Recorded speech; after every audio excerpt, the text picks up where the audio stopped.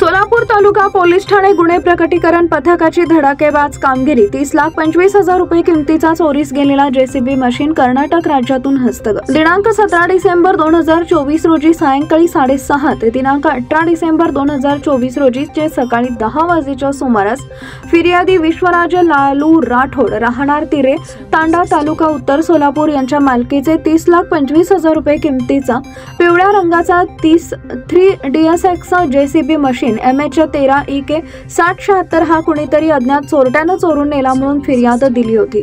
त्यावरून सोलापूर तालुका पोलीस ठाण्यात गुन्हा दाखल झाला। सदर गुन्ह्यातील आरोपीस चोरीस गेलेला जेसीबी व अज्ञात आरोपी यांचा शोध घेऊन गुन्ह्याची उकल करण्याच्या अनुषंगाने सोलापूर तालुका पोलीस ठाणेकडील गुन्हे प्रकटीकरण पथकातील पोलीस अंमलदार अतुल कुलकर्णी, प्रीतम यावलकर, अपर पोलीस अधीक्षक संकेत देवळेकर, उपविभागीय पोलीस अधिकारी सोलापूर ग्रामीण उपविभाग यांच्या मार्गदर्शनाखाली सोलापूर तालुका पोलीस ठाण्याचे पोलीस निरीक्षक राहुल देशपांडे यांच्या नेतृत्वाखाली शोधार्थ असताना पोलीस निरीक्षक राहुल देशपांडे यांना त्यांच्या गोपनीय बातमीदाराने गुन्ह्यातील चोरीस गेलेला जेसीबी हा कर्नाटक राज्यात असल्याची माहिती मिळाली होती। पोलीस निरीक्षक राहुल देशपांडे यांना मिळालेल्या गोपनीय माहितीच्या अनुषंगाने प्रकटीकरणातील अंमलदार यांना सांगितले होते। संकेत देवळेकर, उपविभागीय पोलीस अधिकारी सोलापूर ग्रामीण उपविभाग सोलापूर यांनी सर्वांना विशेष मार्गदर्शन करून योग्य त्या सूचना करून कर्नाटकात राज्यात रवाना केलं होतं।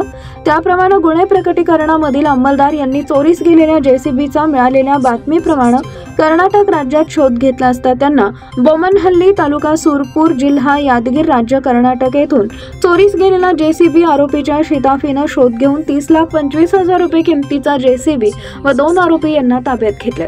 त्यांच्याकडे गुन्ह्याच्या तपासाच्या अनुषंगाने अधिक विचारपूस करून तपास केला।